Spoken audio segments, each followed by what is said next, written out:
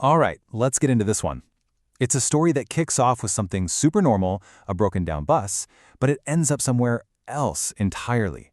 This is a chilling story called A Casa do Kilometro 87, which translates to The House at Kilometer 87. Our narrator here starts out just like a lot of us would, right? A total skeptic.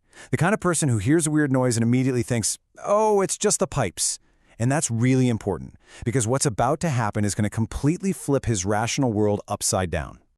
So, how does a story like this even begin?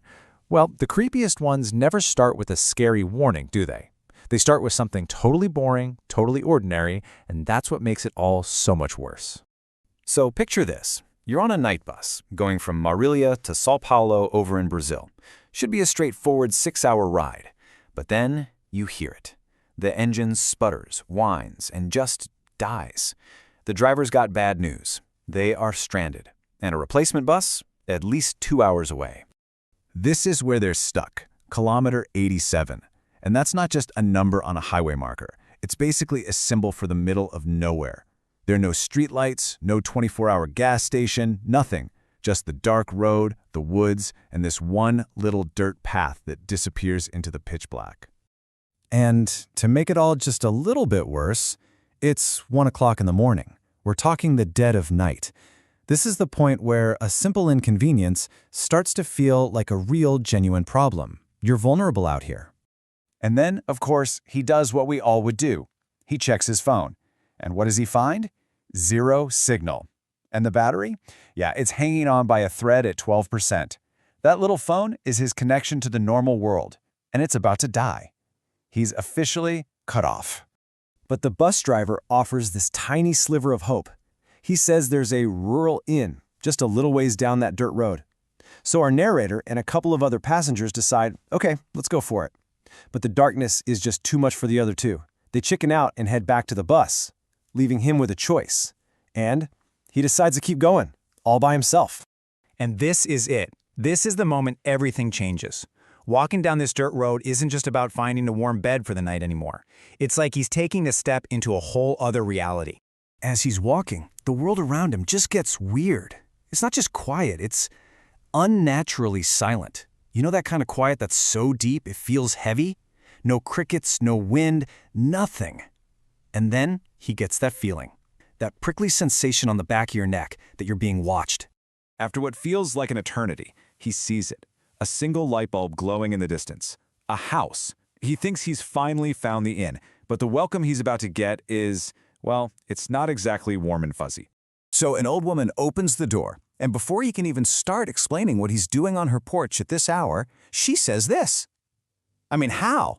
How in the world could she possibly know that? This is red flag number 1, a big one. But she offers him a room anyway.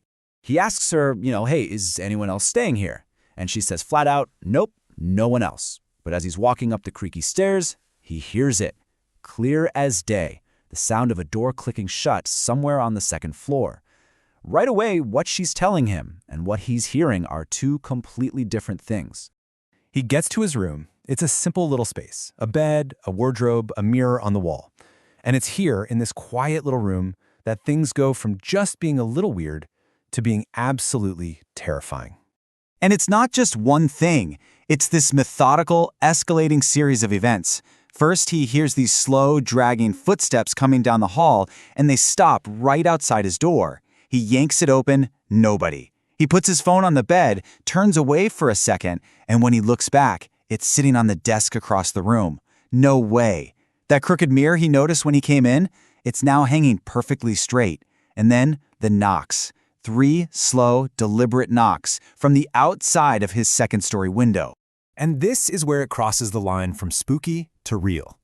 He looks over at the window, and he sees physical proof. A filthy, grimy handprint just appears on the outside of the glass and slowly slides down, leaving this greasy smear. Something is out there, right at his window. Okay, that's it. He's had enough. He grabs his bag, makes a break for the door. But it won't open. The knob won't turn. It's locked. From the outside. The unease is gone, replaced by just pure, raw panic. He's trapped. And then he hears it. From the other side of that locked door, This low, dragged-out, raspy voice whispers one single word, and it's not a question, it's a command. While he's rattling the doorknob, panicking, he hears a sound from behind him. A slow creak. The door of that old wardrobe is swinging open, and inside, someone is sitting on a chair, perfectly still. Their head is hanging down, and their feet are just dangling, not touching the floor. Suddenly, the bedroom door just swings open on its own. He doesn't question it. He just bolts. Down the stairs, out the front door, and back onto that dirt road. But it's not silent anymore. Oh no, now he can hear footsteps behind him. That same dragging sound, perfectly keeping pace with him as he runs for his life. He finally bursts out onto the main highway just as the lights of the rescue bus appear. He's made it. He's safe. The nightmare is finally over. Or so he thinks. Turns out this story has one more little surprise for him. He tells the bus driver he just came from the inn. The driver just looks at him, totally confused, says, "Man, there's no inn down that road. There's just an old abandoned house." And then he says it, a house where, years ago, a man hanged himself in a room upstairs. So he's sitting there on the bus. His mind is just completely blown, and his phone buzzes. He finally has a signal, and a notification pops up. It's from Airbnb, a request to review a stay he never booked. This is what's so creepy, right? It's a ghost using a modern app. The supernatural just sent him a push notification. But it's not just a review. There's an attachment. It's a photograph, and it's a picture of him sound asleep in that old iron bed. It was taken from inside the room while he was there. And that's not even the most terrifying part. You see, the photo was taken facing that mirror on the wall, and in the reflection, you can see everything. You can see him sleeping in the bed, and you can see behind him, sitting upright in that chair from inside the wardrobe, is the figure. So, if he's asleep in the bed and that thing is in the chair, who took the picture?